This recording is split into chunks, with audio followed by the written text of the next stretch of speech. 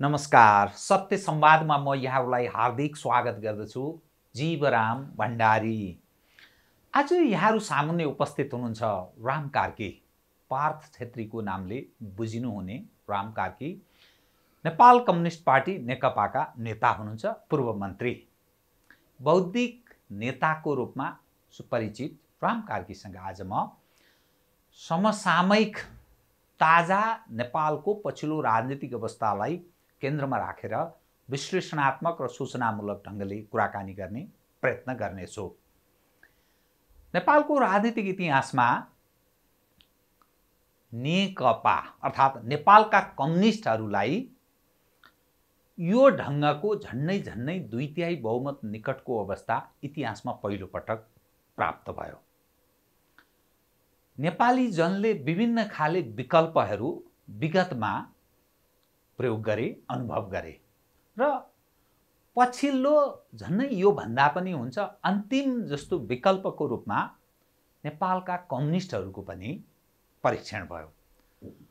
परीक्षणले काहीँ न काहीँ एउटा बडा अप्ठ्यारो अवस्था नेपाली जनका माझमा कम्युनिस्टहरू उप एउटा प्रश्न चिन्ह खडा भएको छ कि नेपालमा यो राजनीतिक अस्थिरता निरन्तरता हो यी लगायत यावत यस्ता जीवित प्रश्नहरू छन्। राम कार्कीसँग आज म समग्र विषयलाई उठान गर्ने प्रयत्न गर्नेछु। सर्वप्रथम म उहाँलाई स्वागत गर्छु। स्वागत छ यहाँलाई। धन्यवाद र एकदम श्रोताहरूलाई मेरो नमस्कार। म कहाँबाट सुरु गरेँ भने नेपाली जनले झन्नै 2/3 बहुमत निकटको अवस्थामा नेपाल कम्युनिस्ट पार्टीलाई यो अवस्थामा पदार्पण गराए, तर राजनीतिक नेतृत्व यहाँ आइपुग्दा यो राजनीतिक दृश्य देखाएको दृश्य छ। समग्रमा यो अवस्थालाई तपाईँ कसरी हेर्नुहुन्छ? किन यो स्थिति सिर्जना भयो जसका कारण आगामी दिनमा कम्युनिस्ट हौं भन्नेहरूका लागि जसरी काङ्ग्रेस र पञ्चहरूका लागि सुगम राजनीतिक अवस्था रहेन, त्यही अवस्थामा यो पक्ष पनि पदार्पण गर्यो? यसको मूल कारण के हो? एउटा कुरा, काङ्ग्रेस कम्युनिस्ट भनेको कुनै थर गोत्र जात होइन जो जन्मनासाथ प्राप्त हुन्छ। यो भनेको कर्म हो। यसका केही मर्यादाका रेखाहरू छन्, केही विशेषताहरू छन् जसले तपाईँलाई कम्युनिस्ट, काङ्ग्रेस या केही बनाउँछ। अब नाम कम्युनिस्ट राखिदिएर कम्युनिस्ट हुँदैन। कम्युनिस्ट हुनका निम्ति कम्युनिस्टको आचरण हुन्छ, कम्युनिस्टको संस्कृति हुन्छ, कम्युनिस्टका केही सैद्धान्तिक मान्यताहरू हुन्छन्। त त्यसमा एउटा व्यापक स्खलन भइरहेको स्थिति हो। नेपालमा देशभक्त बन्नकै निम्ति पनि जो आवश्यक पर्ने चाहिँ गुण हो त्यो नेपालमा कमजोर हुँदै गएको स्थिति छ। अस्ट्रेलिया या न्युजिल्यान्डको नागरिकता पाएको दिन नेपालमा भोज गरिन्छ। प्रसन्नता, त्यो ढङ्गको खुसी। नेपालको नागरिकता त्यागेको दिन भनेपछि हाम्रो शिक्षाले देशभक्ति सिकाउँदैन रहेछ, किनभने ती शिक्षित मान्छेहरूले त्यसो गर्छन् हैन। त शिक्षामा देशभक्ति रहेन रहेछ। शिक्षामा कठोर श्रम छैन, श्रमलाई चाहिँ आदर गर्ने भन्ने कुरा छैन। त्यसैले मुख्य कुरा, कम्युनिस्ट पार्टीले आफ्नो कम्युनिस्ट आचरण, एजेन्डा, मुद्दाहरू गुमाउँदै गइरहेका थियो। समाज कहिले पनि स्थिर रहँदैन, समाज गतिशील हुन्छ। त त्यो गति तपाईँले अगाडि त्यसलाई चाहिँ जाने बाटो दिनुभयो भने त्यो अगाडि बढ्छ। अब अगाडि जाने दिनु भएन भने कहिलेकाहीँ पछाडि पनि फर्किन्छ। गतिशील चिजको त त्यस्तो हुन्छ नि हैन। अब नेपालमा गणतन्त्र आइसकेपछि गणतन्त्रको राजनीति मात्रै आएको थियो। त गणतन्त्रसँग त गणतन्त्रको कृषि, गणतन्त्रको शिक्षा, गणतन्त्रको स्वास्थ्य, गणतन्त्रको आचरण, गणतन्त्रको बसाइ उठाइ, गणतन्त्रको व्यवहारलाई पनि सँगसँगै लैजानु पर्थ्यो।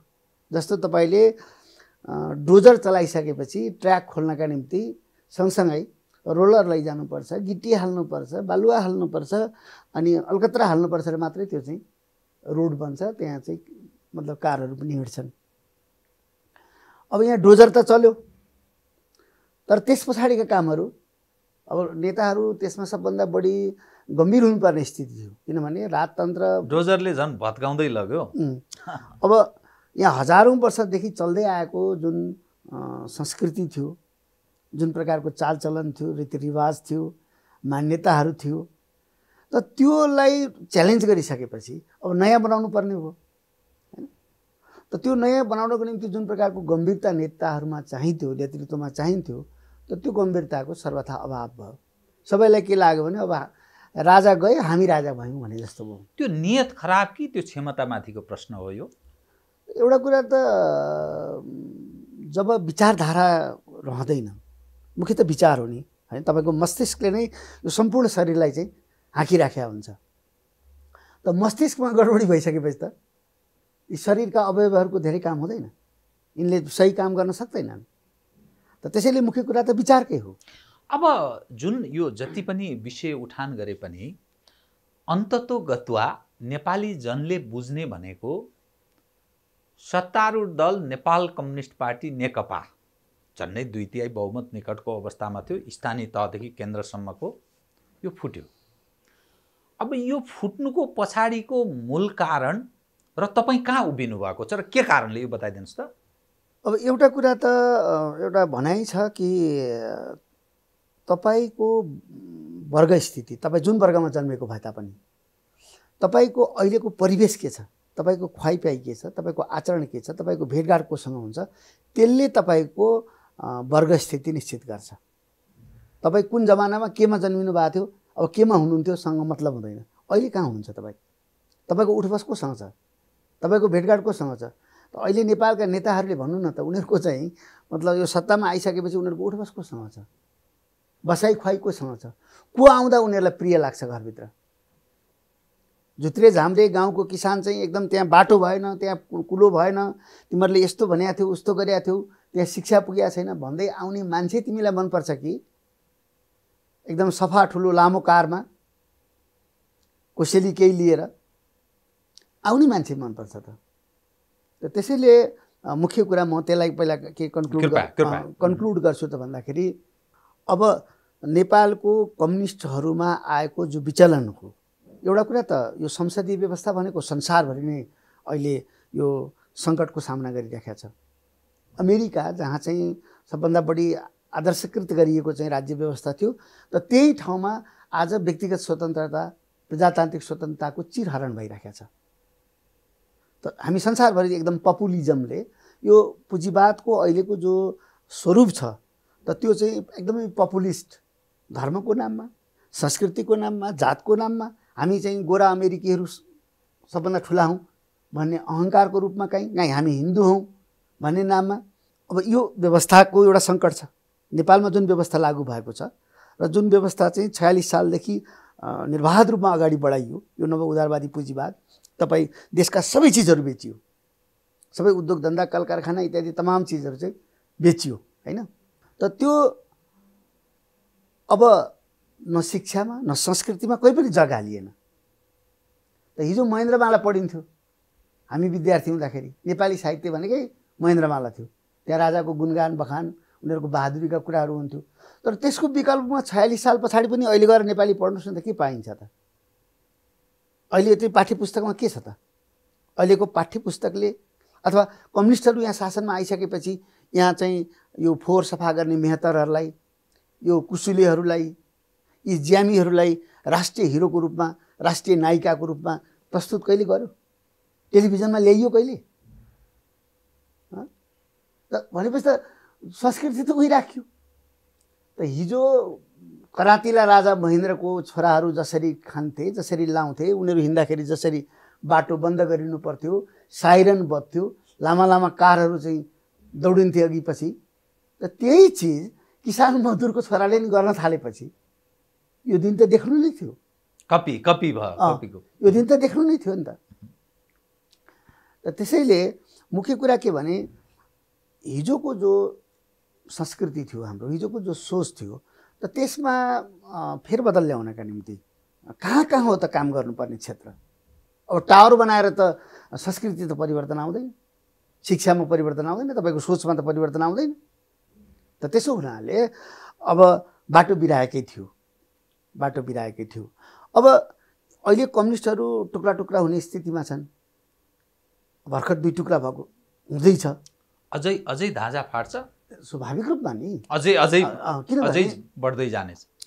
अब ओलीजीले हामीलाई अप्सनै दिनु भएन, को राम्रो को नराम्रो भनेर पर्गेल्ने टाइमै दिनु भएन। किनभने अब यो गणतन्त्रको सबभन्दा ठुलो सिम्बोल भनेको मतलब सार्वभौम संसद हैन त, संविधान।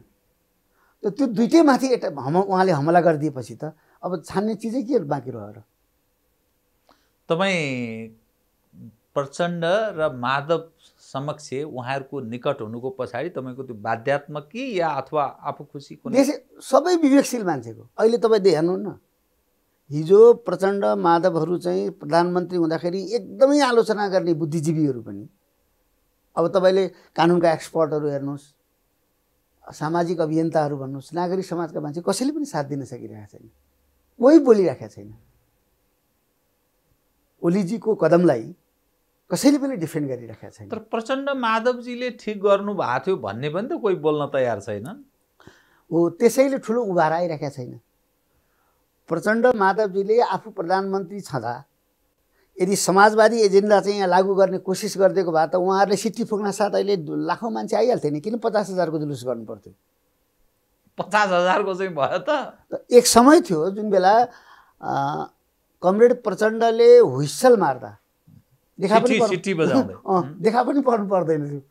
सिट्ठी बजाउँदा यहाँ लाखौँ मान्छे ओरिन्थ्यो, काठमाडौँमा बसिसक्नु हुँदैन थियो होइन त। भने अब अहिले पनि नेकपाले जो मतलब प्रचण्डहरूको जो नेकपा छ, त त्यो नेकपाले पनि आफूलाई डरलाग्दो रिभ्यू गर्नुपर्छ। हेर्नुहोस्, आफ्नो पुनर्मूल्याङ्कन गर्नुपर्छ।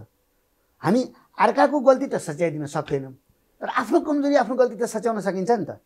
त्यसैले अब आन्दोलनमा जाँदा, जो अहिले आन्दोलनमा गइरहेको छ, त आन्दोलनमा जाँदाखेरि पहिलो कुरा रिभ्यू गर्नु पर्यो, हामीबाट कहाँ कमजोरी भयो। यो जनताको तहबाट साँच्चै आन्दोलन हुन्छ कि यो कार्यकर्ता तहको मात्रै ओलीजीका खिलाफमा जनमत बनाउने कसरत गरे हो? नै, यसो छ, अहिले जनतालाई के लागेको छ भने यो नेकपा भित्रकै किचलो हो भन्ने लागेको छ अहिलेसम्म। त्यसैले अहिले कार्यकर्ता मात्रै आइराखेको छ, कार्यकर्ता पनि तानातानमा छन्। कार्यकर्तालाई पनि थाहा छैन कि यो कति ठुलो प्रहार ओलीले गरे भन्ने कुरा अहिले थाहा भइसकेको छैन। कुनै कटाइ के हुन्छ भने आलोमा थाहै हुँदैन। चोट लाग्दाखेरि पनि, एक्सिडेन्ट हुँदाखेरि पनि, त्यो आलै हुँदाखेरि धेरै थाहा हुँदैन। जो समय बित्दै जान्छ अनि चाहिँ दुःख, त्यो पीडा चाहिँ बढ्दै जान्छ। त अहिले जुन ओली र हाम्रो विद्या भण्डारीजीले जुन कदम चाल्नुभयो, त यो कति घातक छ, यो कति पीडादायक छ नेपाली समाजको निम्ति भन्ने कुरा अहिले महसुसै भइसकेको छैन। त त्यो महसुस हुने क्रममा आन्दोलन बढ्दै जान्छ। नेपाली जनताले आन्दोलन गर्छन् भन्ने कुरामा म ढुक्क छु। तपाईँ चाहिँ अहिले प्रचण्ड माधवजीसँगै निकट रहेर काम गर्न थाल्नुभयो। त म एउटा पार्टीमा थिएँ, त त्यो पार्टीमा मैले भनिसकेँ, ओलीजीले त केही अप्सनै दिनु भएन नि त, त्यहाँ टेक्ने ठाउँ दिनु भएन। उहाँको यस्तो प्रतिगमनलाई साथ दिएर म आफ्नो सिङ्गो अतीतलाई किन कलङ्कित गर्न चाहन्छु? चुनावको घोषणा भएको छ आगामी वैशाख 17 र 27 गते। त्यो चुनावप्रति तपाईँको विश्वास छैन अनि प्रतिगमन भन्नुभयो। जुन प्रतिनिधि सभाले नेपाली जन र राष्ट्रको चासोको सवाल उप त्यत्रो छलफल गरेन, यत्रो कोरोना भाइरस, यत्रो पीडित छन् नेपाली जन, त्यस उप महत्त्व दिएन। कतिपय मानिसहरू यो भत्ता खुवाएर किन यिनीहरूलाई राखिरहनु पर्ने भन्ने एउटा प्रश्न पनि उठि नै रहेको थियो। अनि प्रधानमन्त्रीलाई हर चिजमा नथी लगाउन खोज्ने प्रधानमन्त्री केपी ओलीको बारम्बार त्यो दाबी पनि छ। मैसँगको अघिल्लो साताको अन्तर्वार्तामा पनि उहाँ त्यही ढङ्गले प्रस्तुत हुनुभयो। त प्रधानमन्त्रीका हरेक काम कारबाहीमा भाग बन्न, हरेक चिजमा त्यो चित्त बुझाउन सकिन, त्यसकारण जनतामा जाने भन्ने जो पथलाई कसरी तपाईँहरू यो प्रतिगमन भनिरहनु भएको छ, त्यो चाहिँ प्रजातन्त्रप्रतिको अरुचि हो। प्रजातन्त्रमा त बहस भइहाल्छ, विवाद भइहाल्छ, अम्ला ठडाइहाल्छन्, धोबी निस्किहाल्छ। रामायणमा धोबी निस्कियो नि त, रामचन्द्रको बारेमा कमेन्ट गर्न। उनलाई संसारले मर्यादा पुरुष भनिराखेको थियो, तर धोबीले प्रश्न उठाइदियो। भने प्रजातन्त्रमा त प्रश्न उठ्छ, धोबीहरू कति छन् कति? तपाईँले त असहमतहरूको बिचमा सहमति कायम गर्दै अगाडि बढ्ने व्यवस्थाको नाम नै प्रजातन्त्र हो। त्यसैले ओलीजीको अभिव्यक्तिले के साबित गर्छ भने उहाँलाई प्रजातान्त्रिक प्रणालीप्रति, प्रजातान्त्रिक संस्कृतिप्रति अरुचि छ। दोस्रो कुरो, चुनावको जो कुरा गर्नुभयो तपाईँले, त जुन व्यक्तिलाई आफ्नै पार्टीको बहुमत भएको संसद असजिलो लाग्यो, अप्ठ्यारो लाग्न थाल्यो, प्रश्न उठाएपछि, प्रश्न गरे, गनगन गरे, गुनासो गरे, त्यसले गर्दा उहाँलाई त्यो अप्ठ्यारो लाग्यो भने त त्यो मान्छेले आफू हार्ने चुनाव त गराउँदैन। त्यो अस्तिको संसद त उहाँलाई चाहिँ असजिलो भयो भने त्योभन्दा अनुकूलको संसद उहाँलाई हुनु पर्यो। ओलीकै नाममा उहाँको वान म्यान लेड पार्टी छ, एकजना व्यक्तिले चलाउने पार्टी। त्यहाँ मार्क्स, लेनिन, माओ सेतुङ, समाजवाद, साम्यवाद मतलब छैन। ओलीको अन्तिम हो। त त्यो ओलीको अन्तिम हो भन्ने पार्टीलाई नेपाली जनताले पहिला कागज गरेर दिनु पर्यो कि तपाईँलाई हामी बहुमत 130-40 कति सिट चाहिन्छ त्यो दिन्छौँ, समानुपातिकमा पनि तपाईँलाई 50 लाख 60 लाख जति भोट चाहिन्छ त्यो दिन्छौँ भनेर नेपाली जनताले कागज गरेपछि अनि उहाँले चुनाव गराउनुहुन्छ। किनभने नत्र त हार्ने चुनाव त उहाँ गराउनु न, त्यस्तो ज्ञानी त्यत्रो चतुर मान्छेले जानाजान हार्ने चुनाव गराउँछ। अन्ततोगत्वा जे गरे तपाईँ म यसमा एउटा कुरा भन्छु, जस्तो नेपालकै इतिहासमा राजतन्त्रकै बेलामा संसद विघटन गर्ने कुरा गर्दाखेरि राजाले पनि आफूले सल्लाह लिनुपर्ने सल्लाहकारहरूसँग सल्लाह लिएका थिए, कानुन बेताहरूलाई सोधेका थिए, महान्यायाधिवक्तालाई सोधेका थिए, सुप्रिम कोर्टलाई सोधेका थिए। त अहिलेको हाम्रो राष्ट्रपति कति डरलाग्दो कानुन चाहिँ उहाँलाई केही पनि हेर्नु नपर्ने, संविधान पनि पढ्नु नपर्ने, कसैको सल्लाह पनि लिनु नपर्ने भनेपछि त उहाँहरूले चुनाव गराउनुहुन्छ। त नहुने चुनावको जो घोषणा भएको छ त त्यसमा नेपाली कङ्ग्रेसभित्र अलिकति पाप पलाएको छ। पाप पलाएको छ? हजुर। के अलि स्पष्ट पार्दैछ के मतलब भित्र प्रसन्न छ? मतलब कम्युनिस्टहरू फुटिहाले, अब चुनाव हुन्छ, त्यो नहुने चुनाव हुन्छ, त्यहाँ बहुमत आउँछ र फेरि सत्ता हामीले प्राप्त गर्छौँ भन्ने उहाँहरूलाई लागेको छ। कम्युनिस्ट बिग्रदा लाभ हुन्छ भन्ने त्यो गलत। त्यो किन तपाईँलाई किन लाग्यो त्यो चुनाव हुँदैन, नहुने चुनावको घोषणा किन भन्नुभयो तपाईँले? किन त्यस्तो लाग्यो? यसैबाट हुँदैन, प्रमाणित हुँदैन। जसले हुँदा खाँदाको पार्लियामेन्ट जहाँ उसको पार्टीको बहुमत छ, त मेरा साथीसँग त म गएर बहस गरौँला, छलफल गरौँला, बहुमत प्राप्त गरौँला। तिनले पनि भनिरहेको थिए एउटा मात्रै पद छोड्दै नि हुन्छ भनिराखेका थिए ती साथीहरू, जसले खास फाइट पनि पुटन गर्न सकेका थिएनन्। वास्तवमा भन्नुहुन्छ भने ओलीको विरुद्ध त्यत्रो लडाइँ पनि तिनी अगाडि बढाउन सकेका थिएनन्। त ती साथीहरूलाई सामना नगर्ने मान्छेले यो 3 करोड जनतालाई सामना गर्छ? होइन।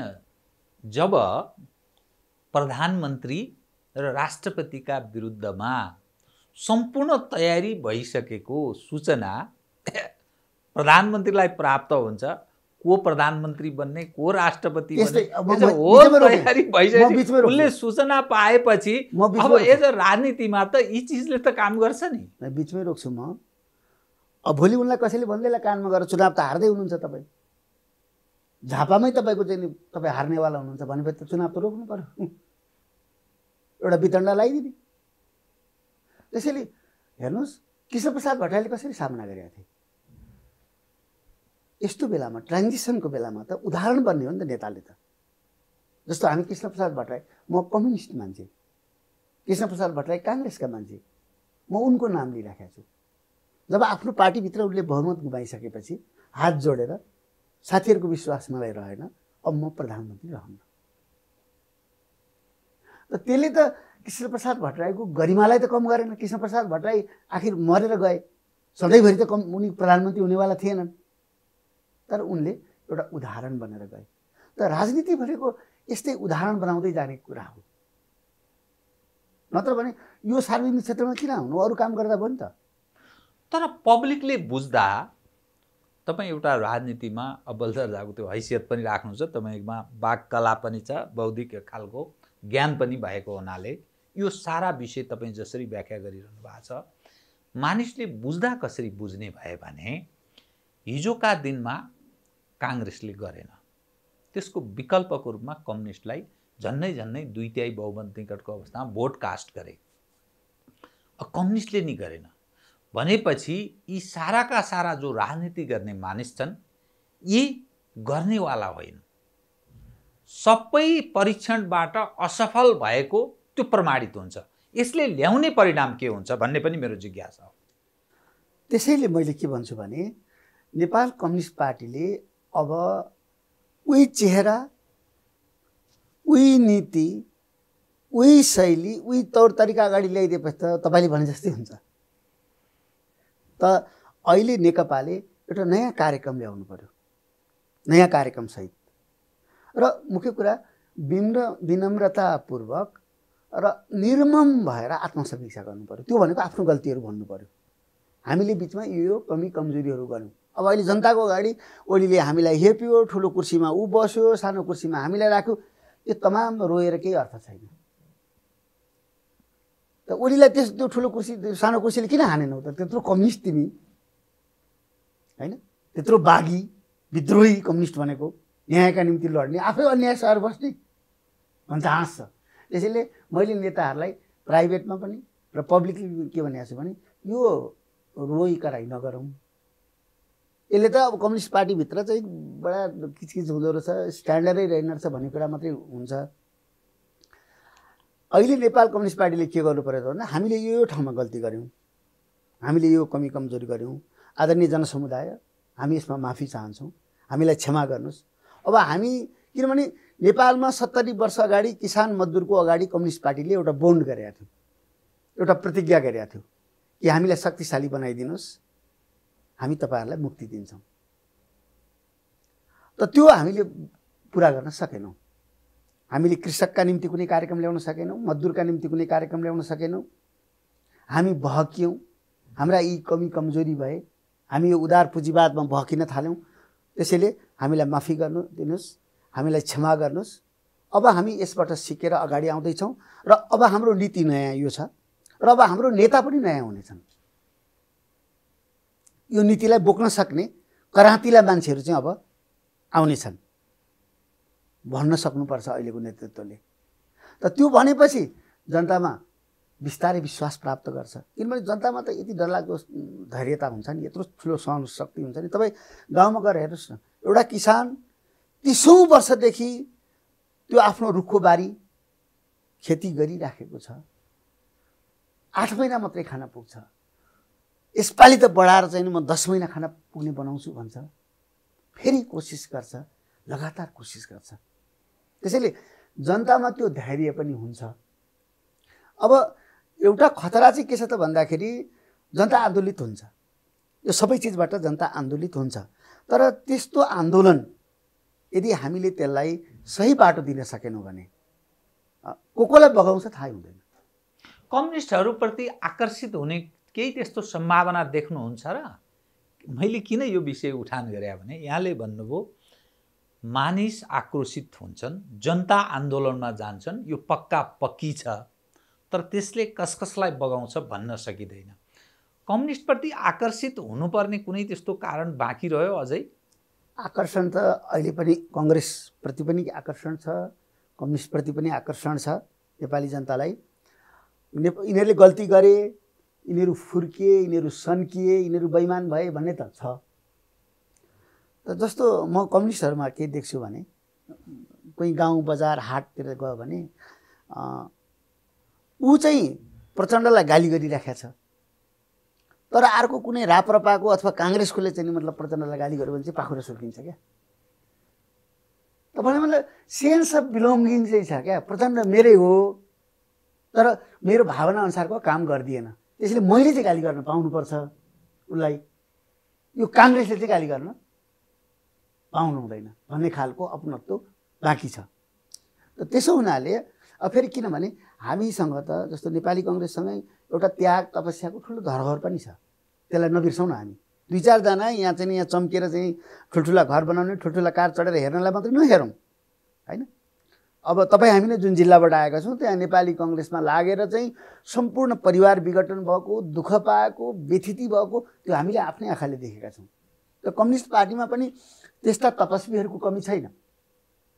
म आज झापामा बस्छु, कमरेड ओलीजीसँगैको अर्को कमरेड सानो दुर्गा अधिकारी, ऊ पनि 14 वर्ष जेल बसेको मान्छे, उनी अहिले पनि चाहिँ मतलब सुकुम्बासीको झुग्गी झुपडीमा बस्छन्। त यो त्याग, तपस्या, जनताको पक्षमा लडेको सबै धरोहर पनि छ, त्यो पुँजी पनि छ। तर त्यो पुँजीलाई अगाडि ल्याउनको निम्ति के गर्नु पर्यो त भन्दाखेरि जसले जे कमजोरी भएको छ त्यो त स्वीकार गर्नु पर्यो। किनभने सुनमा अरू चिजहरू मिसियो भने त्यसलाई आगोमा हालिदिइहाल्नुपर्छ। पित्तल छ, सिल्भर छ, के छ, त्यो सब गलेर जान्छ र सुन चाहिँ अब आफ्नो रूपमा आउँछ। त त्यस्तै यो पार्टीहरूलाई पनि, यो आन्दोलनहरूलाई पनि जहिले पनि हामीले त्यसरी आलोचनाको, समीक्षाको भट्टीमा हालिदिइराख्नुपर्छ। अब अहिले ठुलो परीक्षा छ, यसै आउँदैन, यसै सफल हुँदैन। म पनि यो मान्दिनँ कि अब फेरि नेकपा एकदम डरलाग्दो लोकप्रिय भएर गइहाल्छ अहिले तुरुन्तै भन्ने लाग्दैन मलाई। तपाईँले भने जस्तै जनसाधारणको बुझाइ त के छ त भन्दाखेरि हामीले यत्रो बध दिएर, यत्रो लडेर यिनीहरूलाई विजयी बनाएर त्यहाँ पुर्यायौँ। अब हाम्रो पक्षमा काम गर्ला भनेको त आफै गाँडा गरेर मतलब यिनीहरूले त गुणै भत्काए भन्ने त जनतालाई परेको छ। कुनै अर्को खालको राजनीतिक आँधी बेहरी आउने सम्भावना पनि तपाईँ देख्नुहुन्छ? यो अहिले एज अ होलमा नेपालको राजनीतिमा जुन खालको ट्रेन्ड देखा परेको छ, बाह्य पक्षहरू त्यतिकै हावी छन्, नेपाली जन दुखी छन्, त्यो त्यस्तो सम्भावना देख्नुहुन्छ? जहिले पनि विचारलाई अपडेट गर्नुपर्छ। हाम्रो बुझाइ के भएन भन्दाखेरि इभन राजाहरूले पनि शैली फेर्थे। जो चलाख राजाहरू थिए तिनीहरूले चाहिँ आफ्नै बाबुको शैलीमा शासन गर्दैनथे, त्योभन्दा फरक जान खोज्थे उनीहरू, एउटा फरक टेस्ट दिन खोज्थे। भने पोलिटिकल पार्टीहरूले त जहिले पनि परिवर्तन अनुसार, अहिले जनतामा आएको जागरण अनुसार आफूलाई जहिले पनि अपडेट गर्नुपर्ने हुन्छ। त पुरानो नारा लाएर मात्रै त पुग्दैन। जस्तो अहिले नेपालको निम्ति आगामी 20-30 वर्षको निम्ति कस्तो प्रकारको विकास रणनीतिको आवश्यकता पर्छ त्यो हेर्नु पर्यो। त 2टा आर्टिकल चाहिँ अमेरिका निस्किएको, कहाँ निस्किएको पढेर त्यसैको चाहिँ फोटोकपी गरेर ल्याएर यहाँ त्यही नीति चाहिँ लागू गर्न खोज्दाखेरि त यो हालत भयो नि त। वास्तवमा हुनुहुन्छ भने यो नवउदारवादी पुँजीवाद जो छ त्यसमा आएको सङ्कट पनि हो एउटा। अनि त्यसैको अनुयायी नेपालको कम्युनिस्ट पार्टी, कम्युनिस्ट नेतृत्व पङ्क्ति त्योभन्दा फरक छ र? नै त्यसैले मैले भनिराखेको छु, चाहे त्यो कम्युनिस्टबाट होस्, चाहे काङ्ग्रेसबाट होस्, चाहे स्वतन्त्र मान्छेहरू हुन्, कुनै पार्टीमा नलागेका मान्छे हुन्, तर अब नेपाललाई चाहिने विकास रणनीति नयाँ ल्याउनु पर्यो। र समाजवाद भन्छौँ भने समाजवादका जुन मूल मुद्दाहरू छन्, समाजवाद भनेको के भने शोषणबाट मुक्ति हो, कसैले कसैलाई अन्याय नगरोस् भन्ने कुरा हो। तर त्यो समाजवाद हामी कसरी यहाँ लागू गर्छौँ त? त्यो समाजवाद कस्तो हुन्छ त? र त्यो कुरा चाहिँ अब हामीले रेखाङ्कित गर्नु पर्यो।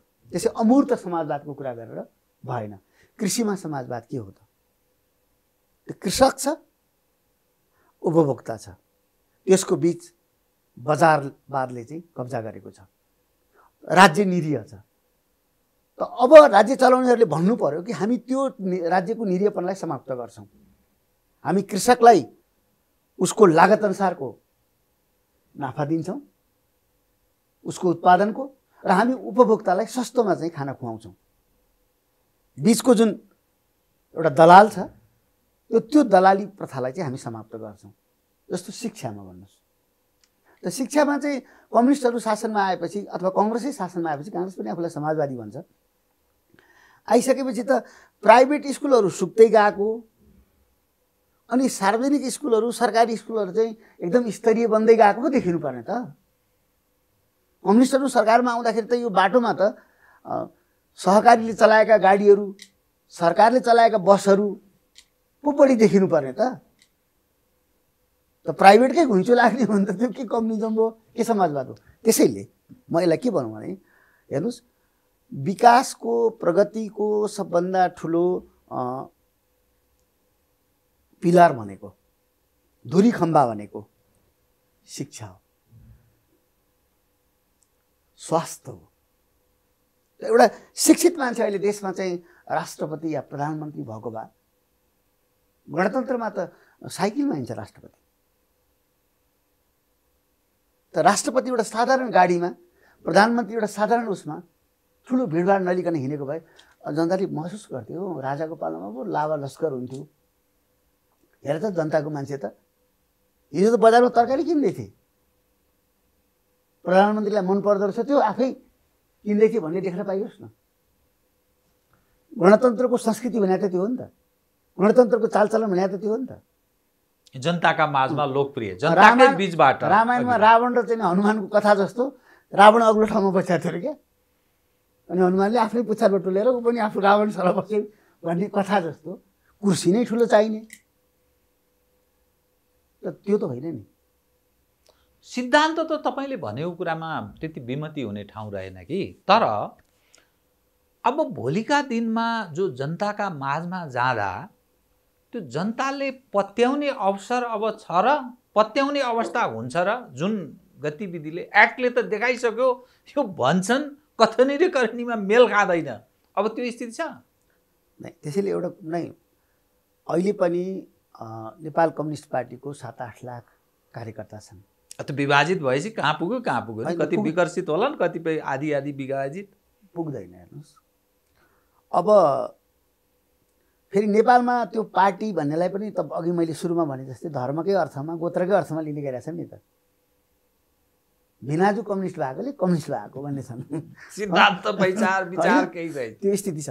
मुख्य कुरा के हो त भन्दा 7-8 लाख कार्यकर्ता छन्, त त्यसमा नेपाल जस्तो देशमा मलाई लाग्छ 20,000 चाहिँ अलिकति सिद्धान्तलाई बुझेका, त्यो सिद्धान्तप्रति अनुप्राणित, त्यसबाट अनुप्राणित, त्यसप्रति प्रतिबद्ध मान्छे छ भने त्यसले यो देशलाई नयाँ ठाउँमा लान सकिहाल्छ, निकास दिन सकिहाल्छ। त्यसैले एउटा ठुलो झापट लागेको छ, अहिले ठुलो सक लागेको छ। यसबाट बिउतिएर अब कम्युनिस्टहरू अगाडि आउनुपर्छ। जस्तो कङ्ग्रेसकै लागि, कङ्ग्रेसको लागि उसले पुनर्जीवन पाउने एउटा अवसर हो यो। अब कम्युनिस्टहरूले राम्रो गर्दै गएको भए, 5 वर्षसम्म राम्रो गरेर शासन चलाएर एकदम गरेको भए त काङ्ग्रेसले च्याउनै पर्दैन थियो, कठिन हुन्छ, काङ्ग्रेस झन् मार्जिनलाइज भएर जान्थ्यो। र अब काङ्ग्रेसको निम्ति अहिले के अवस्था आएको छ त भन्दा उसले यति बेला सुझबुझबाट काम गरोस्, उसले आफूलाई साँच्चै नै प्रजातन्त्रको चाहिँ गार्डको रूपमा आफूलाई स्थापित गर्नुपर्ने। तर अब देखिराखेको छ उसको जिब्रो लल्च एकदम पानी आइराखेको छ। काङ्ग्रेसबाट गरिएको आश चाहिँ के तपाईँहरूबाट भन्नु त? काङ्ग्रेसले पहिलो कुरो यसलाई रिस्टोर गर्नका निम्ति, संसदलाई पुनर्स्थापना गर्नका निम्ति उसले सङ्घर्ष गर्छ। त्यो त कोर्टमा गयो, कोर्टले त कानुनी कुरा गर्ने न हो,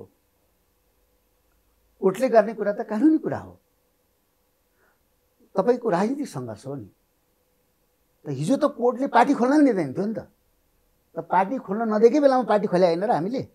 काङ्ग्रेसका लागि यति सुगम भइदिएको छ त भोलिका दिनमा साँच्चै चुनाव भयो भने कम्युनिस्टको असफलताको लाभ मेरो पोल्टोमा आउँछ भनेर पोल्टो थापेर बसेको छ। काङ्ग्रेसले त्यति मूर्खता किन गर्छ? तर पहिला चुनाव हुने सुनिश्चितता त गर्नु पर्यो। चुनाव हुने सुनिश्चितता गर्नका निम्ति पहिले तपाईँलाई संवैधानिक प्रक्रियालाई चाहिँ रेलमा ल्याउनु पर्यो। त्यो हामी हुन त त्यो बट्टालाई रेल भन्छौँ, रेल भनेको त्यो लाइनलाई भन्छ, ट्र्याक। त्यसलाई रेलमा ल्याउनु पर्यो। त त्यो रेलमा ल्याइसकेपछि नै चुनाव सुनिश्चित हुन्छ। त्यसपछि काङ्ग्रेसले जित्ला, कम्युनिस्टले जित्ला, अर्कोले जित्ला। त पहिला त्यो ठाउँमा त आउनु पर्यो। नत्र भने त तपाईँले अघि भने जस्तै दुईतिर शक्तिशाली छिमेकीहरू छन् जो अब अहिले संसारकै एउटा ग्लोबल पावरको रूपमा अगाडि आउन खोजिरहेका छन्। त त्यो बेलामा हामीले सुझबुझ पुर्याएनौँ भने अब अमेरिका पनि यहाँ छ, आइसकेका छ, देखिरहेका छौँ। त्यो एमसिसी मार्फत आउन खोजिरहेका छ। उता बिआरआई छ चाइनाको। अब इन्डियाले पनि आफ्ना पोलिसीहरू अगाडि लगिरहेका छ। अलिअलि धर्ममा देखिन्छ इन्डिया चाहिँ पुरै अमेरिकासँग जोडिएर रुसहरूसँगको आफ्नो परम्परागत सम्बन्ध विच्छेद गरिहाल्ने स्थितिमा पनि छैन। फेरि अमेरिकासँग पनि लहसियै छ। दुर्भाग्य मोदीले प्रचार गरेको ट्रम्प हार्यो चुनाव। त यो प्रकारको क्षेत्रीय र विश्व परिस्थितिमा नेपालको आफ्नो सार्वभौमसत्तालाई जोगाउँदै नेपालको आफ्नो स्वतन्त्रतालाई जोगाउँदै अघि बढ्नका निम्ति नेपालको राजनीतिक पार्टीहरूले बुद्धिमत्तापूर्वक काम गर्नुपर्छ। र त्यो काम भनेको नेपाली कङ्ग्रेसले पनि आफ्नो दायित्व बुझ्नुपर्छ।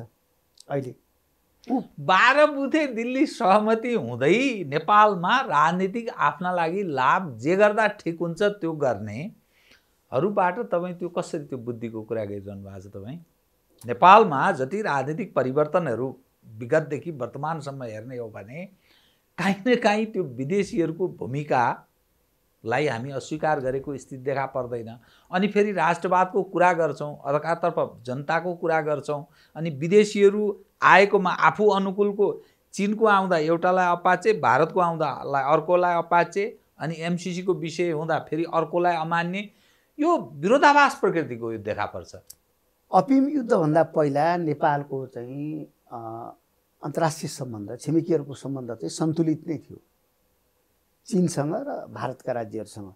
त्यति बेला त एकदमै ह्युमिलेटिङ अपमानजनक पराजय भयो चीनको 2 पटक अफिम युद्धमा, फर्स्ट अफिम वार र सेकेन्ड अफिम वारमा।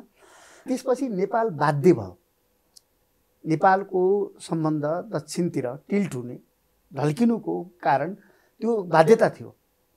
त्यति बेला कुनै अहिलेका केही राष्ट्रवादी भएको भए पनि अर्को उपाय थिएन क्या। चीन निरीह कमजोर भएपछि त्यो बाध्यतामा गयो ब्रिटिस इन्डियाको अगाडि। अब अहिले नेपालले बुद्धि पुर्यायो भने यति बेला सन्तुलनको कूटनीति गर्ने सबभन्दा सुवर्ण अवसर यति बेला छ। किनभने दुईटै शक्तिशाली छन्, एउटा चाहिँ असाध्य कमजोर, एउटा चाहिँ असाध्य बलियो भएको स्थिति भएको भए त हामीले त्यो सन्तुलनको राजनीति कूटनीति गर्नै सक्दैनथ्यौँ। त अहिले दुईटै शक्तिशाली छन्।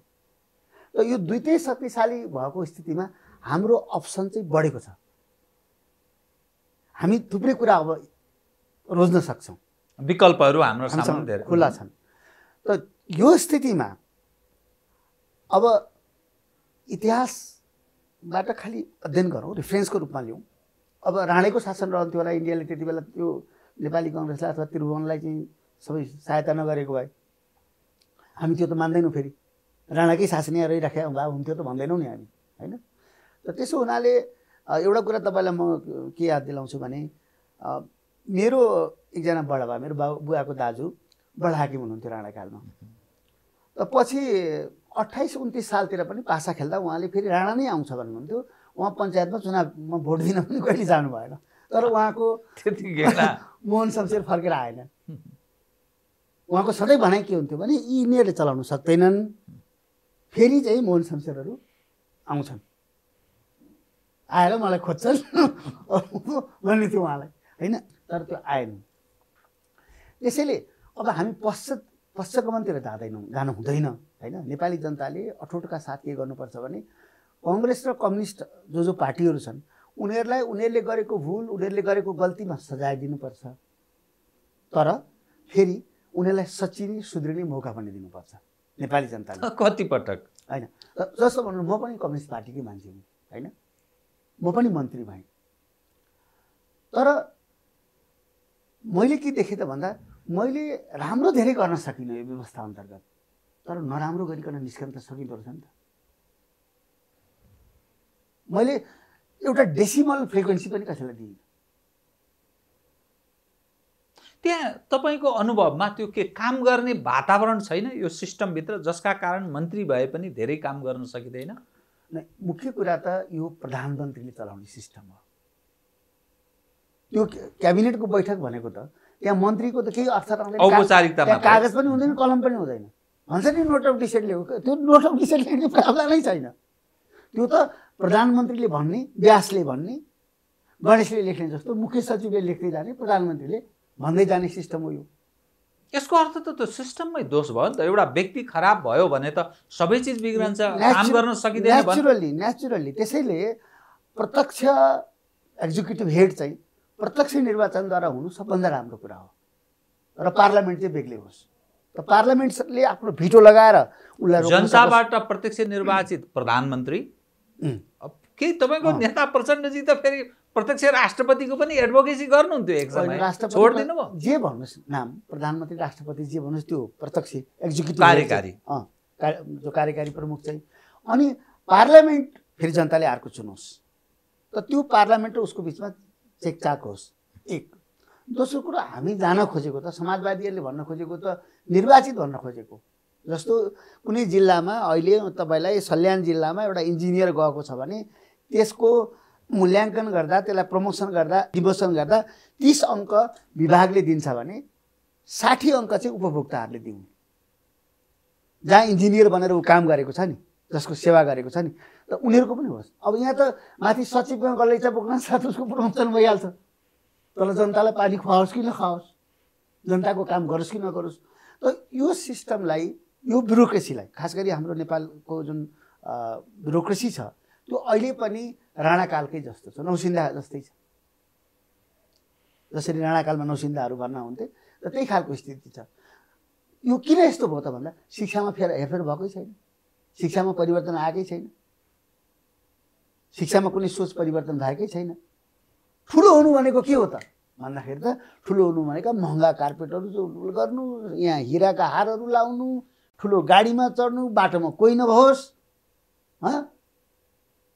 सबैजना मतलब किनारामा बसेर चाहिँ ताली बजाइराखुन्। अब यस्तो खालको चाहिँ शिक्षाले दिएको चेतना यस्तो खालको छ। शासन प्रशासन सामाजिक क्षेत्र शिक्षा यावत क्षेत्रमा विहङ्गम परिवर्तनको, आमूल परिवर्तनको आवश्यकता छ। र त्यो प्रकारको नीति, त्यो प्रकारको दृढता, त्यो प्रकारको प्रतिबद्धता लिएर अगाडि बढ्नुपर्छ। आश गर्ने केही त्यस्तो आधार छ र? जुन खालको नेतृत्व बारम्बार परीक्षण भएको छ, यो त 7 सालदेखि निरन्तर आइरहेको छ। अझ 3 साल 4 साल 6 सालदेखिको यही खाले कुरा सुनेर बारम्बार आइराखिएको छ। म कुनै नेता विशेषमा आशा गरिराखेको छैन। म पार्टीको अहिलेकै ढाँचा, अहिलेकै पद्धति, अहिलेकै नीतिमा गरिराखेको छैन। म त बार लगातार के कुरा उठाउँदै आएको छु त भन्दाखेरि कार्यक्रमै भएन यो पार्टीसँग। यो पार्टीसँग कुनै राजनीतिक कार्यक्रमै छैन, कुनै सङ्गठनात्मक चाहिँ नि भिजनै छैन, सोच नै छैन कसरी सङ्गठन गर्ने भन्ने। त्यसैले त्यो मैले त के सोचेको थिएँ भने पार्टी एकता हुनासाथ 7-8 लाख कार्यकर्तालाई नेपालको कृषिलाई कसरी संयोजित गर्ने, नेपालको शिक्षालाई कसरी अगाडि बढाउने भन्ने विषयमा विहङ्गम बहस हुन्छ, छलफल हुन्छ। त्यसले एउटा ऊर्जा दिन्छ। त्यहाँ कम्युनिस्टहरूको चौतारामा बैठक हुँदै रहेछ, स्कुल कस्तो बनाउने भन्ने छलफल हुँदै रहेछ भनेर काङ्ग्रेसले पनि चियाउन पुग्छ, त्यहाँ राप्रपाको पनि पुग्छ, त्यहाँ राम्रो कुरा गर्यो भने त्यो कन्भिन्स हुन्छ। त यस्तो प्रकारको चाहिँ मैले आशा गरेको थिएँ। तर ठ्याक्क 2/3 बहुमत आइसकेपछि त ठ्याक्क कुर्सी प्राप्त हुनसाथ त अब सबै चिज हामीले जानेका छौँ, हामी सर्वज्ञानी हौँ। अब पहिला एउटा राजा थिए भने अब यहाँ त गाउँ गाउँमा ठाउँ ठाउँमा राजा हुन थाले, रजौटै रजौटा। अब जुन अवस्थामा नेपालको राजनीति प्रवेश गरेको छ नि, यो राजनीतिले कुन कोर्स लिन्छ बताइदिनुहोस् त? किनभने नेपाल कम्युनिस्ट पार्टी नेकपा विभाजित भएको छ। प्रमुख प्रतिपक्षीय दलसहित नेपालको आन्तरिक राजनीतिमा एक्ट गर्ने स्वदेशी तथा विदेशी राजनीतिक पक्षहरू हर हिसाबले 2वटा पक्ष बाहेक अरू सबै पक्ष प्रधानमन्त्री केपी ओलीले चालेको कदमबाट प्रसन्न भएको अर्थ लाग्छ। घटनाले मर्कामा परेको, एकातर्फ चीनलाई अलि मर्का परे जस्तो अर्थ लाग्छ। यो चिनिया टोली पनि दौडेर आएको छ। अर्को प्रचण्ड र माधव नेपालको नेतृत्वमा रहेको पक्षलाई मर्का परेको अर्थ लाग्छ। काङ्ग्रेस प्रसन्न छ, दक्षिण भारत त्यतिकै प्रसन्न जस्तो देखिन्छ, पश्चिमाहरू प्रसन्न देखिन्छ, मधेस केन्द्रित भन्ने प्रसन्न, अनि विप्लववालाहरू प्रसन्न, पुराना राजावादी हौँ भन्नेहरू, राप्रपा हौँ भन्ने, यी यावत जो खाले नेपालको आन्तरिक राजनीतिमा एक्ट गर्ने स्वदेशी तथा विदेशी यी सबै पक्ष त प्रसन्न, काहीँ न काहीँ खुसियाली मना जस्तो अर्थ लाग्छ घटनाले।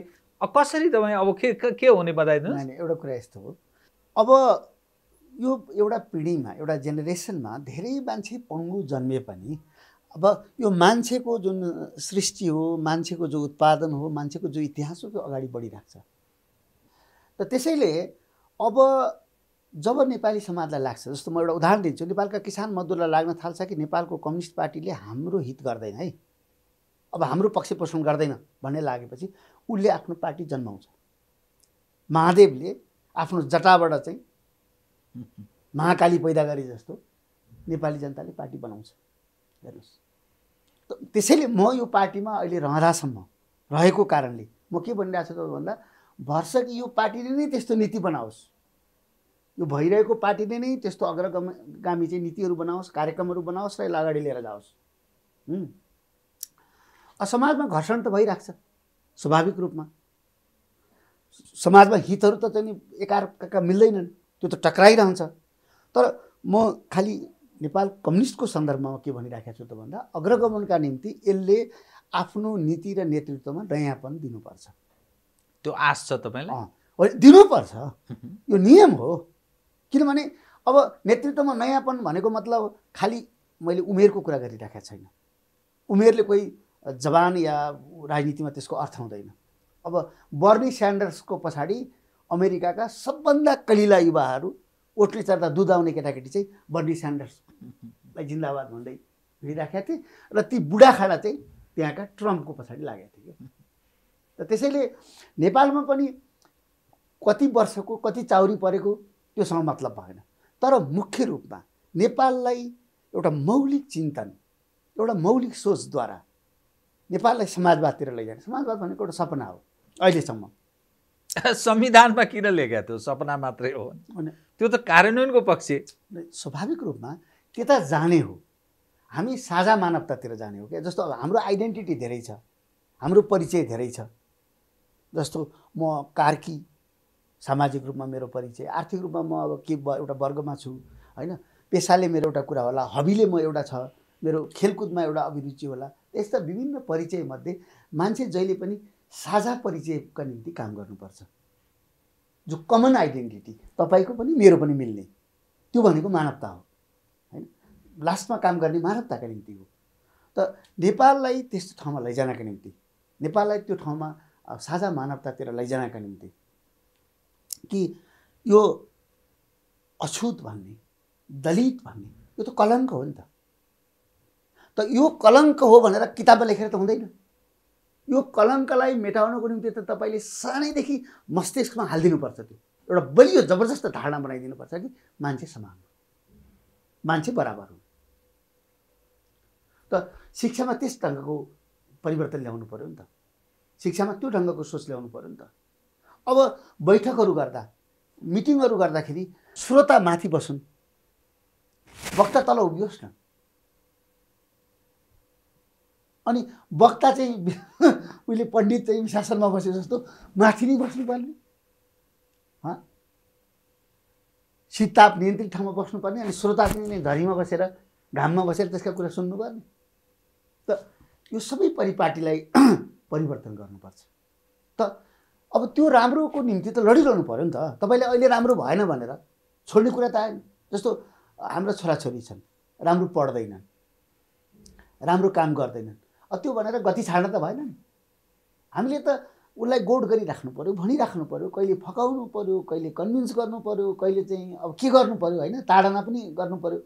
त त्यस्तै नेपाली समाजलाई अगाडि बढाउनका निम्ति हामीले लगातार प्रयत्न गर्ने हो, लगातार प्रयत्न गर्नुपर्छ। र एउटा कुरा म फेरि त्यसमा के भन्छु भन्दा, कोही बिग्रियो भनेर त्यसलाई बहाना बनाएर, त्यसलाई आड बनाएर तपाईँलाई बिग्रने अधिकार छैन। तर अहिलेको जुन अवस्था देखा पर्छ नि, नेपाल कम्युनिस्ट पार्टी नेकपाभित्रको आन्तरिक अवस्था, ओलीजीको यो कदम चाल्नुपर्ने स्थिति र प्रचण्ड माधवहरूको ओलीजीलाई विस्थापन गर्ने त्यो प्रयत्न, त्यो कसरत, यो कसरी त्यो अवस्थामा पदार्पण गर्यो र के मूलतः तपाईँ दोषको हिसाबले यसो तुलोमा जोख्ने विषय बन्छ? त्यो चाहिँ यस्तो हो, उहाँहरूले अन्तर्विरोध जहिले पनि हुन्छ। समाज भनेको अन्तर्विरोधले भरिएको हुन्छ। त त्यो अन्तर्विरोधलाई जस्तो भनौँ न, बम पड्कायो अमेरिकाले। अमेरिकाले आफ्नो बमको शक्तिको प्रयोग चाहिँ गएर जापानमा गर्यो, हिरोसिमा र नागासाकीमा धेरै सङ्ख्यामा मान्छे हताहत भए। रुसले पनि आफ्नो बमको प्रयोग गर्यो, तर रुसले एउटा चरा, मुसा, एउटा किरा पनि मरेन। तर संसारलाई साबित गरिदियो कि अमेरिकासँग भन्दा शक्तिशाली विस्फोटक बम चाहिँ रुससँग छ। त कम्युनिस्ट पार्टीभित्र या कुनै पनि पार्टीभित्र, एउटा कुनै परिवारभित्रका अन्तर्विरोधलाई चाहिँ रुसी स्टाइलले समाधान गर्नुपर्छ। यो अमेरिकन स्टाइल हो हाम्रा नेताहरूको। त्यो किन भयो त भन्दा, मैले लगातार सधैँ के भनिँदै आइरहेको, एउटा पक्षको मात्रै कि सबैको नै? सबैको नै। यो बिग्रनमा त सबैको योगदान छ। किन यस्तो भयो त स्थिति भन्दाखेरि, यो आखिर त त्यत्रा दिमाग एक ठाउँमा जम्मा भएपछि प्रधानमन्त्री भएका मन्त्री भएका पार्टी गरेका जेल गएका मान्छे एक ठाउँ जम्मा भएपछि त त्यहाँ त विचार त टक्राउने नै थियो, स्वार्थ त टक्राउने नै थियो। त भनिसकेपछि हामीले वैचारिक राजनीतिक कुरा हालिदिनु पर्थ्यो क्या त्यहाँ, कि नेपालमा कृषिको सुधार कसरी हुन्छ। अब यही निर्वाहमुखी मतलब खेतीपातीमा जाने हो कि पुरै सिङ्गो देशलाई अर्ग्यानिक बनाउने हो कि अथवा देशभरि चाहिँ मतलब पेस्टिसाइड हालेर यहाँबाट उत्पादन गर्ने हो कि। त त्यो बहसमा हामी गएको भए नेपालमा कसरी चाहिँ सम्पूर्ण जनतालाई साक्षर बनाउने, कसरी जनस्वास्थ्यको जालो चाहिँ गाउँ गाउँमा सबै ठाउँमा पुर्याउने, त त्यतातिर बहस लगिदिएको भए, त्यतातिर छलफलहरू गएको भएदेखि यो कुर्सीको बहस हुँदैन थियो क्या। को ठुलो कुर्सीमा बस्ने, को सानो कुर्सीमा बस्ने, को दायाँ फर्केर बस्यो, को बायाँ फर्केर बस्यो, सुनाउँदाखेरि पनि लाज मर्दो। समान जिम्मेवार छन् भन्ने अर्थ लाग्यो घटनाले। त्यसले गर्दाखेरि त्यो मुद्दालाई हाल्नु पर्थ्यो क्या त्यहाँ, त्यो पार्टीभित्र बहसको मुद्दा ल्याइहाल्नु पर्थ्यो क्या, राजनीतिक वैचारिक मुद्दा। जुन एउटा राजनीतिक दृश्य जुन देखिया छ नि, यो के त थेगिने स्थितितर्फ छ कि के छ त? यो अहिलेको तत्कालीन अवस्थाले आगामी म यसलाई कन्क्लुड गर्छु त। माओ सेतुङले के भन्छन् भने there must be always a wrangling, जहिले पनि कचिङ्गल भइराख्नुपर्छ, किनभने कचिङ्गलले नै बाटो देखाउँछ भन्छन् क्या उनी। त उनको पार्टी पनि बेसरी कचिङ्गल हुन्थ्यो, तर उनले कसैलाई मार्ने, कसैलाई निकाल्ने, कसैलाई उ गर्ने, आफ्नो सिस्टम विघटन गर्ने गरेनन् क्या उनले। मार्न त माओले आफ्नो कार्यकालमा बहुत ठुलो सङ्ख्यामा मानिसहरू मारिएको घटना। उनको कुनै सिसिएम मारिएन क्या, उनको विरोध गरेको नाममा मारिएन क्या। वर्ग युद्धमा मारिनु त एउटा कुरा हो, तर अब विरोध गरेको चाहिँ लिसाउचीले विरोध गरेर त्यसैलाई मारिदिने, उसले वाङमिङले विरोध गरेर त्यसैलाई मारिदिने काम चाहिँ भएन क्या त्यहाँ, होइन। त मुख्य कुरा के हो त भन्दा जस्तो भारतमै अब नेहरू र लोहियाले एकदमै विरोध गर्थे उनको संसदमा नेहरूको, तर नेहरूले गाडीमा हिँड्दै प्रधानमन्त्री हिँडिरहेको गाडीमा लोहियालाई कहीँ बाटोमा देखिसकेपछि गाडी रोकेर, अब हाम्रो त गाडी रोकिनै मिल्दैन यहाँका मन्त्रीहरूको, प्रधानमन्त्रीहरूको त, तर जवाहरलाल नेहरूको गाडी रोकिन्थ्यो र लोहियालाई गाडीमा हाल्थेर अनि गफ गर्दै कहाँ पुर्याइदिनु पर्ने हो त्यो ठाउँमा छोडिदिन्थ्यो, होइन। त्यो एउटा कल्चरको कुरा नै हो, होइन। त त्यसो हुनाले यहाँ कुरा गडबड कहाँनिर भयो त भन्दाखेरि राजनीतिक वैचारिक चिजलाई मुद्दा बनाइएन क्या त्यहाँ। त त्यो मुद्दा नबनेपछि अरू कुराहरू मुद्दा बने क्या त्यहाँ, अरू खुद्रा कुराहरू चाहिँ मुद्दा बने क्या। कसलाई राजदूत बनाउने, कसलाई के बनाउने कुरा पऱ्यो। अब मैले यो कुरा स्वीकार गर्नै पर्छ कि सबै नेताले आफ्नो पालोमा समाजवादतिर लैजाने भगीरथ प्रयत्न नगरेको कुराले त्यो नोक्सान अहिले बेहोरिराखेका छन्। जस्तो अरूले जसले प्रयास गर्यो नि त, जसले पाए चान्स, त तिनले जस्तो हामी ल्याटिन अमेरिकामा देख्छौँ, अन्त देख्छौँ अब उनीहरूले केही न केही प्रयास गर्यो। जस्तो बिपी कोइराला प्रधानमन्त्री भयो, उसले 1.5 वर्षमा चाहिँ वीरता उन्मूलन, यो बिपी राजमार्ग जो अहिले बनेको छ त्यो राजमार्गको खाका त्यति बेला खिचियो, होइन। कोदारी राजमार्गको कुरा आयो, त केही न केही त गरे नि, होइन।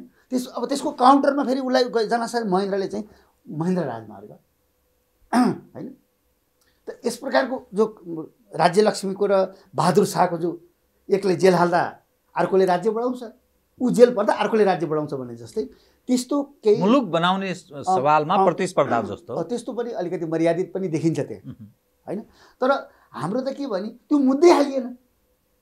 राजनीतिक पार्टीभित्र स्कुलमा पढाउन छोडेपछि के हुन्छ भन्नुहोस् त? स्कुलमा विद्यालयमा पढाउने चाहिँ कार्यक्रम गतिविधि चाहिँ नभइदिएपछि त्यो स्कुलमा के हुन्छ त? अब के यो थेगिने दिशातर्फ उन्मुख छ कि यो अर्को अवस्था सिर्जना हुन खोजेको? यो सबै घटनाक्रमले भारतका केही प्रशासनिक मानिसहरू, सुरक्षासँग सम्बन्धित मानिसहरूको आगमन, गुप्त वार्ता प्रधानमन्त्रीसँगको अरूसँग पनि भयो भन्ने सुनियो। त्यस्तै चिनिया टोली पनि अहिले नेपालमा यही ढङ्गले, त्यही भारतको प्रतिनिधि जसरी आएको थियो त्यही ढङ्गले ऊ कसरत गरिरहेछ, सबैसँग भेटघाटमा छ। यो समग्र तस्बिर हेर्दा अन्तर्राष्ट्रिय घटना र नेपालको आन्तरिक राजनीतिसँग जोडेर हेर्दा यो कता जान खोजेको भन्ने पनि एउटा जिज्ञासाको रूपमा। तपाईँलाई व्यक्तिगत नाफा चाहिँदैन भने तपाईँलाई कुनै देशको कुरा सुन्नुपर्ने जरुरी छैन। कसैले तपाईँको मामलामा हस्तक्षेप गर्ने, त्यो ल्याकत राख्ने नेता हुनु पर्यो, त त्यो तयार हुनु पर्यो नि त। म अहिले फेरि गएर मेरो रुम्जाटार मामखामा गएर त्यहीँको कोदो फापर खाएर बस्ने चाहिँ मैले मसँग आँट छ भने काठमाडौँमै कार चढेर भुइँकिरहनु पर्छ भन्ने भयो भने चाहिँ मैले धेरै ठाउँमा सम्झौता गर्नु पर्ला। तर मेरो बाबुबाजेले आर्जेको त्यहाँ चाहिँ त्यो बारी खेतमा गएर मैले चाहिँ कोदो फापर खाएर म बस्छु भन्दा कोसँग झुक्नु पर्यो मैले? परेन नि त। त्यसो हुनाले अहिले सबभन्दा मैले अघि नै भनिसकेँ, नेपाल सबभन्दा अनुकूल ठाउँमा छ यति बेला सन्तुलनको कुटनीति गर्नका निम्ति, नहेपिनका निम्ति र आफ्नो स्वतन्त्रतालाई झन्झन चाहिँ उज्यालो बनाउँदै लैजानका निम्ति यति बेला सबभन्दा राम्रो अवसर छ। किनकि हाम्रा दुईटै छिमेकी अहिले बलिया छन्, शक्तिशाली छन् र यो स्थितिमा नेपाल, मैले अघि नै भनिसकेँ, नेपालसँग थुप्रो अप्सन छ यति बेला र अहिले हामीले कसैको पनि हस्तक्षेपलाई सहनुपर्ने बाध्यता छैन। हामी आफ्नो कोर्स आफै हिँड्न सक्छौँ। तर घटनाले म कार्यक्रमको ठिक अन्त्यतिर होला कसैको मतलब इन्टेन्सन होला कि आफ्नो राष्ट्रिय स्वार्थको कुरा त उनीहरूले गर्ने भए हैन। आफ्नो राष्ट्रिय स्वार्थको कुरा त हरेक देशले गर्छ, चीनले पनि गर्छ, उसले पनि गर्छ। तर हामीले मामा मामा भन्नु भएन।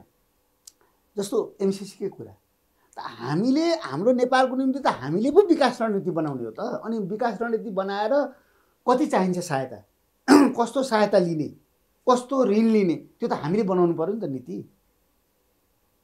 अब एउटाले आउँछ तपाईँलाई साबुन चाहिएको छ भनेर चाहिँ हजारौँ ट्रक साबुन खरिदिन्छ, त्यो हाम्रो आवश्यकता हो त।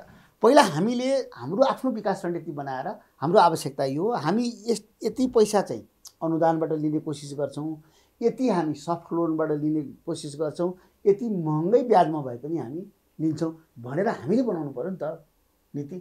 अब तिमीहरूलाई प्रसारण लाइन बनाउन यो पैसा ल्यायो भनेर चाहिँ अमेरिकाले भनेर हुन्छ त? समग्रमा के दोषी यो जुन परिस्थितिको सृजना छ देखिएको तस्बिर, दोषी सिस्टम या नेतृत्व, अयोग्यता? दुईटै मिल्यो। संसदीय व्यवस्था जहाँसुकै क्राइसिसमा छ, त्यो क्राइसिस यहाँ पनि देखा पर्यो यति बेला। यहाँ त्यहाँ देखा नपर्ने त कुरा हुँदैन। साम्यवादी संसारमै फेरि असफल छ? नै भारतमै देखा पर्यो, सबै ठाउँ देखा पर्यो नि त। जहाँ जहाँ यो नवउदारवादी पुँजीवाद, साम्यवादको हामी बहस फेरि गरौँला। नवउदारवादी पुँजीवाद जहाँ जहाँ छ त्यहाँ सबै ठाउँमा तपाईँले सङ्कट देख्नुहुन्छ। न्यायालयमाथि कसैको भरोसा छैन ती देशहरूमा नि। म नेपालको कुरा गरिरहेको छैन, ट्रम्पकै देशमा देखियो, भारतमै देखियो। निर्वाचन आयोग त्यस्तै छ। संवैधानिक जुन अङ्गहरू छन् त तिनको चाहिँ भूमिका एकदमै खुम्चिँदै गएको स्थिति हामी देख्छौँ। त त्यो क्राइसिस एकातिर छ भने नेतृत्वको असक्षमता, प्राथमिकता रोज्न नसक्ने, प्राथमिकता छान्न नसक्ने। अहिले नेपालको प्राथमिकता के हो, हाम्रो पार्टीको प्राथमिकता के हो, हाम्रो आन्दोलनको प्राथमिकता के हो, त्यो खुट्याउन नसक्ने कमजोरी र उहाँहरूको आचरणमा आएको कमजोरी हो। फेरि तिनकै पछि लाग्नुभयो तपाईँ? यहाँ पछि अघिको कुरै छैन, पछि अघिको कुरै छैन। मुख्य कुरा यति बेला त त्यो पार्लियामेन्ट रेस्टोर गर्नुपर्छ भनेर जसले आन्दोलन गर्छन् त्योसँग सबै लाग्नुपर्छ। अब नभए सुन्नुहोस् न, अब मैले नभए प्रथम होइन, नभए पनि त्यसको लागि लड्नुपर्छ। फेरि यसलाई ट्र्याकमा ल्याउनको निम्ति लड्नुपर्छ, फेरि गणतन्त्रका निम्ति, फेरि प्रजातन्त्रका निम्ति, फेरि समाजवादका निम्ति लडिरहनुपर्छ। अब त्यो लडिरहने कुरा हो। अब अर्को कुरो, कुनलाई नेता मान्छु भन्ने कुरा त लेखेर दिन सक्ने कुरा भएन। यो चाहिँ लेखेर दिन सकिँदैन। म कसलाई कति बेलासम्म नेता मान्छु? अब पहिला बाबुरामजीलाई नेता मान्थेँ म, एक जमानामा मोहन विक्रमजीलाई मान्छु, अहिले पनि आदर गर्छु मोहन विक्रमजीलाई। म अहिले पनि नेपालका नेताहरूमा मैले सबभन्दा बढी आदर गर्ने मान्छे उहाँ हुनुहुन्छ, मोहन विक्रमजी हुनुहुन्छ। तर उहाँकै पार्टीमा बस्नुपर्छ भन्ने त छैन नि त। समयले नेतृत्व जन्माउँछ, यति बुझौँ होइन? त त्यसैले अब पनि नेपाललाई म के देख्छु त भन्दा नयाँ नेतृत्व र नयाँ कार्यदिशाको खाँचो नेपालले महसुस गरेको छ, नेपाललाई चाहिएको छ। नेपाल आमाले अहिले मतलब तपाईँले नेपाल आमाको आवाजलाई राम्रो सुन्ने हो भने उहाँलाई यो देशलाई हाँक्नका निम्ति एउटा नयाँ सन्तान चाहिएको छ, नयाँ विचार चाहिएको छ। हस्, धन्यवाद। आदरणीय दर्शकवृन्द, उहाँ हुनुहुन्थ्यो राम कार्की, नेपाल कम्युनिस्ट पार्टी नेकपाका नेता। समसामयिक विषयलाई केन्द्रमा राखेर गरिएको कुराकानी। म सहित मेरो सम्पूर्ण युनिटलाई कार्यक्रमबाट बिदा दिनुहोस्। नमस्कार।